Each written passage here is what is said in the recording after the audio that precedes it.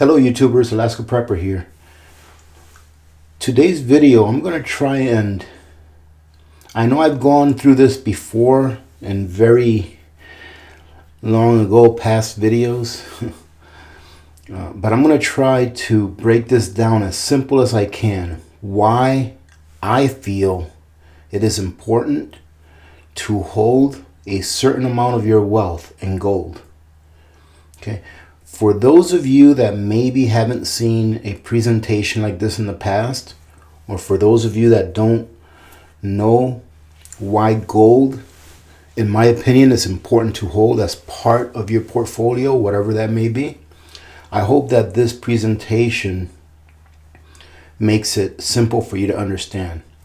Okay, before I start, however, first of all, let me thank all of the new subscribers. Thank you very much for joining in. I hope that you're getting some kind of value out of the content that's provided here.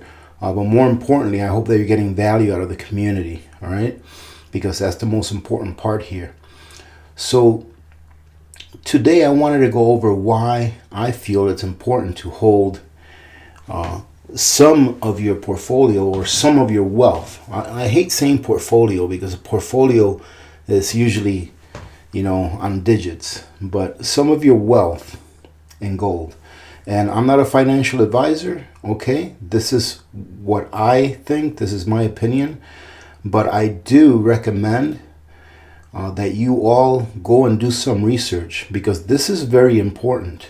This is very important for you to be able to understand how to preserve wealth, all right? But I think that if you do your own research, you'll understand it even better. Okay, because usually when people do their own research, they learn more than just from hearing someone else spew out what they think. Okay, so this is what I think. Why do I think that it is so important to hold precious metals, i.e. gold/silver? Okay, so in this example, I'm using gold, all right, because gold historically has been how wealth is preserved. All right, silver is usually called the poor man's money because it's usually how wealth is spent. So if you want to go to the store, or in the past when gold and silver were part of the everyday currency, all right, part of the everyday money that people used, if you wanted to go to the store to buy bread or your groceries or anything like that, you would normally use silver because silver historically has held less value than gold, right? Historically, silver should be at about a 15-to-1 ratio to gold, meaning that for every 15 ounces of silver that you have, you should be able to convert that to 1 ounce of gold. Today, however, the market has been manipulated so much that now it takes about 82, 83 ounces roughly of silver to purchase 1 ounce of gold. And if you haven't heard this saying, it goes like this: something will be manipulated until it can no longer be manipulated. All right, and eventually the free market forces will take over and bring the ratio of silver to gold to its natural market. All right, meaning that the ratio of silver to gold is going to go from the 80s where it is now. It might go a little bit higher, and then come back down to where the free market says it should be, which it should be historically in the last 100 years around 40-to-1. However, silver's been manipulated for about the last 150 years or so, and so has the price of gold. Okay. However, I'm going to show you here how it is that gold allows you to retain your purchasing power, i.e. protect your wealth in the long term. Now, I'm sure I have some subscribers, and I know I do, right? And maybe some of you that are listening that are new may ask this question. Well, I've been in the stock market for the last 10 years, and it's done a lot better than gold, okay? So gold is not supposed to be an investment vehicle. Gold is supposed to be an insurance policy that preserves your wealth in the long term. Okay, that's why I've always said that precious metals, in my opinion, is not really something that you stack for an SHTF. It is something that you stack for if hopefully you make it through that SHTF, that on the other side you will have had preserved your wealth. Okay? Obviously, if we're 2 weeks into a grid down situation and we're struggling to keep the heat on and struggling to get food and survive, all right, we're not going to be worried about bartering with gold or silver. We are going to be worrying about having food in our bellies, having water, having heat, etc., right?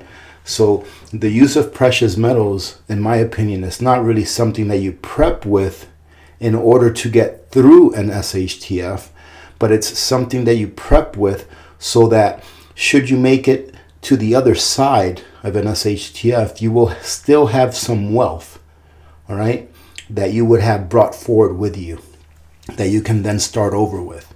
Okay, so I hope I explained that okay. Another thing about people may be saying that, well, I've made a lot of money in the stock market in the last 10 years because the stock market has been in a bull run and I would have made less in gold and silver. Go back to what I just said. Gold and silver is a wealth protection mechanism, all right, or vehicle, if you want to call it that. It's not an investment vehicle. What's the difference between an investment vehicle and a wealth protection vehicle? To me, the way I see it is an investment vehicle, you're willing to lose what you put into it. So if I take $100 and I put it in the stock market, I'm taking a chance that I lose that $100, right? If I buy a 10 ounce of gold for 100 and change, $140, $150, whatever it may be nowadays, I am spending that money on that 10 ounce of gold so that I can put it away knowing that in 20 years, in 30 years, that 10 ounce of gold will provide me with the same purchasing power as it does today, the day that I bought it. Okay, so I hope I straighten that out and some people understand exactly what the utility of precious metals is, especially in this case gold. Okay, because I'm going to go over gold in this case. Silver right now, in my opinion, is a steal. I've always said that if you can get silver under $20 an ounce, back up the truck. And I'm getting ready to back up the truck here in a little bit. But silver, if you try to do the same exercise that I'm doing here, or this presentation that I'm doing here with gold, if you try to do it with silver, it won't be as much. Silver has not gone up in nominal terms in price as much as gold because, in my opinion, silver is a lot more manipulated, much more manipulated. I consider silver to be the banker's kryptonites, and I'm going to show you why I say that. All right, I'm going to give you a little excerpt of why I say that. First of all, if you all talk to a financial advisor, if you all talk to a financial advisor that's not a good financial advisor, okay, if you talk to banksters, if you ask central banks or countries, if gold is such a nuisance, if gold doesn't provide a return, if gold is no good as a way of holding your wealth, why is it that most central banks and countries are holding gold? And that's what I wanted to start off with. I wanted to show you this. Every time that you speak to someone who's in the mainstream and they say that gold is not a good investment vehicle, that's because it's true. It's not a good investment vehicle for the reasons that I just explained to you a minute ago. Okay, even I think his name is Mike Ramsey. He's a finance guy that's been around for years on the radio. Even he says, don't hold gold. Don't hold gold. And this guy's a really smart guy. I listened to him for many years. And he would advise people, don't hold gold, buy mutual funds. So even people like that are in the know are putting it out there to the average person. Don't buy gold. Go buy mutual funds. Go get a 401k. Go get an IRA, etc., where he's not really answering the underlying question of why should I hold gold? It should be why should I hold gold? It's not supposed to be an investment. So getting back to whenever you hear mainstream pundits putting down gold, the question that I would have is, if you take a look at the last 8, 9 years, countries and central banks throughout the world have been purchasing gold. They have been pulling gold out of the market. Why? Because the central banks and the countries at hand, they understand that gold is a wealth preservation mechanism. Why would they pay to store such a I don't know, a relic, right? Gold is nothing but a relic, right? Why would they pay to store something that's just going to sit there and it's not providing them a return, which I'm going to contest that it's not providing them a return here in a second. But if gold is what they say it is, why would they pay to store all these tons of gold in a building and then pay to guard it, right? There has to be something behind that. There has to be some value to gold, right? Because if not, central banks and countries would not be accumulating it and would not be hoarding it as they are. So I wanted to go ahead and read you a really quick excerpt from an article. And if you guys want to go take a look at the article, here's the name of it. Let's see. The name of the article is no, that's not the name of the article. That was just an ad. Here it is. Bank of England boss. China's renminbi will rival the dollar as global reserve currency.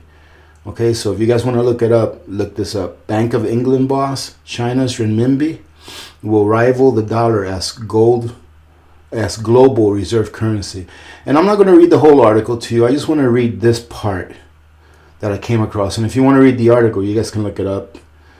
It's actually a pretty dry article, but there's a part in here that is very telling. And here it is right here. Here it goes. It would be undesirable to base the value of a global currency on gold. Under the Bretton Woods system, the international system of linking exchange rates to the US dollar, which was pegged to gold, existing from 1944 to 1971, when we got taken off the Bretton Woods system, August 15, 1971, there was a fundamental tension in that the global supply of gold did not grow in line with the demand for money. Okay, that's where I'm going to stop. And I want to break this down for you, because if you don't read between the lines, you're not going to get it. All right, so you have to be very critical of what you read. Don't just skim through it. Read it and try to understand what you're reading. A lot of people read stuff and they just read it. And when they get done with an article, they maybe remember 1/10 or 1/5 of what they read. When you're reading something, if you don't understand what it says, stop. And if you have to look up a word, look it up. But here it says, it would be undesirable to base the value of gold, to base the value of a global currency on gold.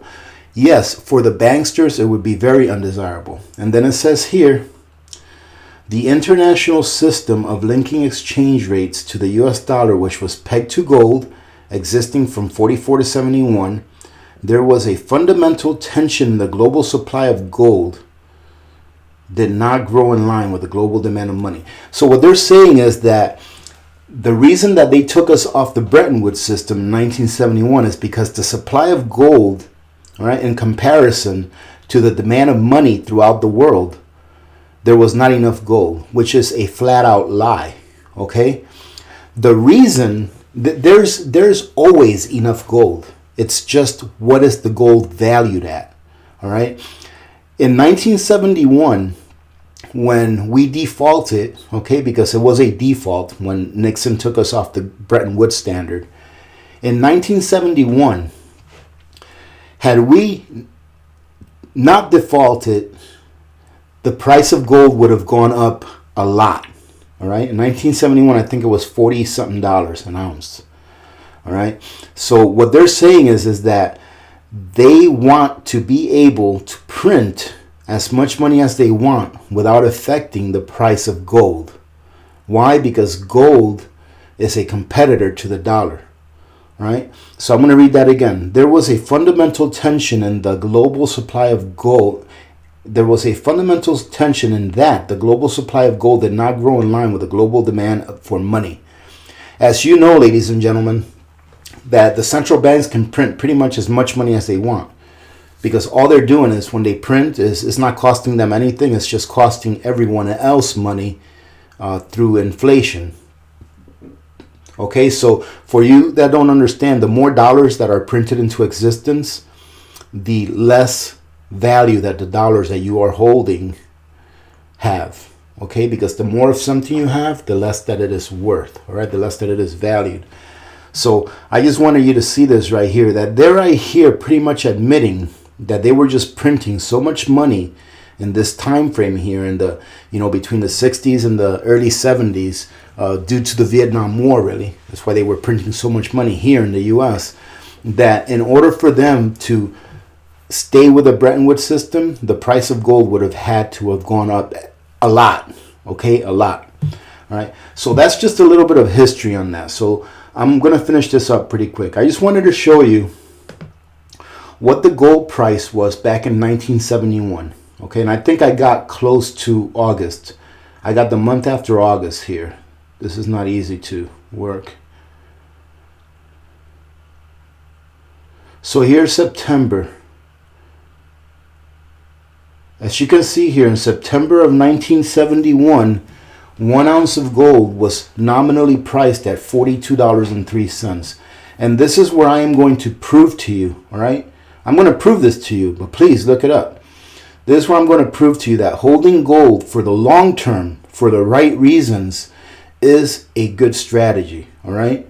This is where I'll prove to you that. So in 71, the price of gold, 1 month after they took us to Bretton Woods system, the price of gold was $42.03. Okay. Today, the price of gold is roughly $1,300. Well, $1,296.35. Okay. So if we go over here to this little spreadsheet that I worked up, you're going to see the same thing. In 71, the price of gold was $42.03. And today, the price of gold is about $1,296 right now. But I'm going to leave it right here. $1,295.75. Okay, that means that since 1971 till today, or till yesterday, okay, because those were yesterday's numbers, or yeah, and that was yesterday. It's up like a little less than $1 today. So the price of gold has risen 30.8 times. So if you take a look, if you divide 4203 into 1295.75, you'll see that it is a rise of 30.8 times. Okay, so gold has risen 31 times in the last, what, 50 years? Just shy of 50 years, 47, 48 years, whatever it is. Okay, so if we take a look at the Dow, in 1971, the average closing price for the Dow was 884. Okay, that was the average closing price for the Dow in 1971. Okay, it was pretty difficult to get it narrowed down by month. I couldn't find a chart that would do monthly all the way to 71. But anyways, this should be pretty close, okay? So $884.87 in 1971. Okay. Today, or yesterday, the Dow was 23,879. So if you take the Dow,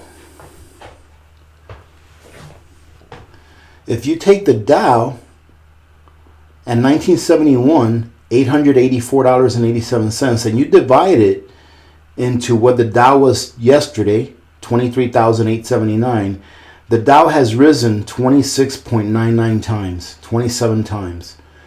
So had you been holding gold for the last 40 years, let's say you were one of those baby boomers, and instead of let's say you were one of those baby boomers and you were starting to work around the early 70s, instead of investing in company A, B, or C, or instead of investing in the Dow, which is really gambling, had you put your money into gold, gold would have outperformed the Dow.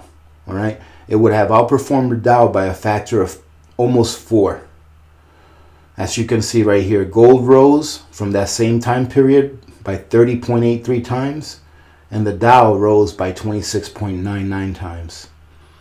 Okay, so this right here, as far as I'm concerned, is proof that holding gold for the long term, all right, don't go buy an ounce of gold today and hope to sell it tomorrow or next week for an additional $500 or $100 or even $50, because gold is not meant to be an investment tool.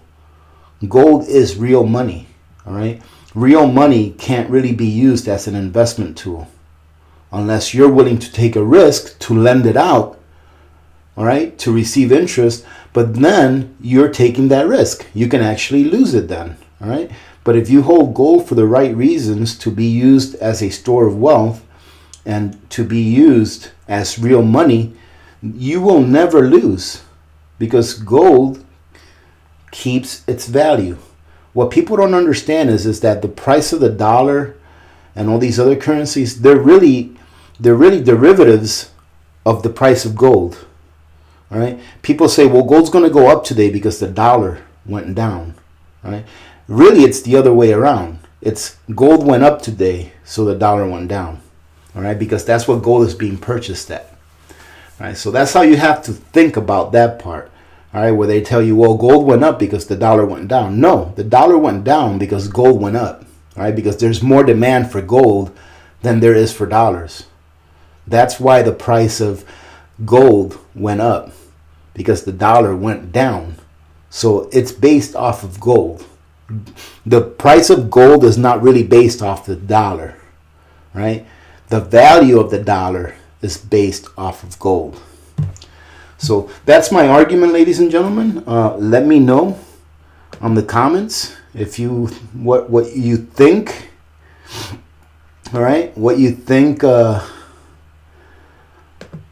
about my presentation. If you guys have any good comments out there, any good advice, let us know what you do. How do you stack metals? You know, do you stack metals? If you don't, why don't you? And if you do, why do you stack metals? Okay. So having said that, ladies and gentlemen, this is going to be a short one. Tomorrow, it may not air. Well, maybe it will. Tomorrow's Friday. I will have a payday prep. I've got it all ready. I just have to record it. So I'll probably do that after I get out of work today. And I'll have it up for you guys to enjoy on Friday. And I'm not sure if I'm going to be able to do a live chat this Saturday. But Sunday for sure. This weekend is going to be a pretty busy weekend for me, because I have to get as many things straightened out here in the house, you know, and around our property, because I'm going to get my shoulder worked on Monday. So I'll be getting a little bit of surgery on Monday on my shoulder. Something that I'm actually pretty excited about, because it's been a long time coming that I've been wanting to get my shoulder repaired. So having said that, ladies and gentlemen, hey, thank you everyone so much for your support. The last video that I put out, which one was it? Well, it was the one about EBT and Snap. Got a couple of, you know, not very nice comments, but other than that, thank you guys for your support. I truly do hope that that video helped someone. Maybe not necessarily help them to learn how to make a spaghetti dinner, all right? But help them to think that, hey, whether they are on entitlements or not, all right, but that it helped you to think, hey, what can I do to make healthier meals that are less expensive, all right? That was one of the goals of that video, and I've got a lot of good responses. I got a lot of thumbs down, all right, because there's probably a few number of people that probably clicked on the video because they wanted to hear someone bash on someone else. So, and as you all know, that's not my style, really. Okay. And remember that if you like to support the channel, please just let an ad or two run through. All right. Truly appreciate that. And you can also use my Amazon link. All right. It doesn't cost you any more to use the Amazon link. And all you got to do is click on the Amazon link and go do your shopping. Or if you have a specific item that's maybe a large dollar item or a large ticket item, you can send me an email and tell me what it is that you're going to buy, and I can send you a personalized link for that exact item that you want. All right. That really does help the channel, ladies and gentlemen. It allows me to do some giveaways. I know I haven't done a giveaway in over a month, but the next one that I'm going to do, I'll probably announce in about another week or so. Maybe not this Sunday, but the following Sunday. And it's going to be a nice giveaway. At least I think it's going to be a nice giveaway. And also, I'm thinking about how I can give away a little bit of silver for the weekend following our 5,000th subscriber count. All right, because that would be my way of saying thanks to you guys, and maybe give away 2, maybe 3 ounces of silver, but for sure I'll be able to give away at least 2 ounces of silver. Having said that, with the silver, if you are looking to purchase precious metals and you don't have a local coin shop in your area, please consider using my SD Bullion link, where that also helps to support the channel. If you are a new customer, they give me a kickback, all right, and I will use some of that money to give away silver. All right. Having said that, ladies and gentlemen, thank you very much. I'm going to go ahead and sign off. So remember to be good to each other. When good people do good things happen. Remember to reach one, teach one, and repeat. If we all did this, the world would be a better place, and you know that it will be a better place. Many blessings to all of you and your families. This is Alaska Prepper, and I'm out.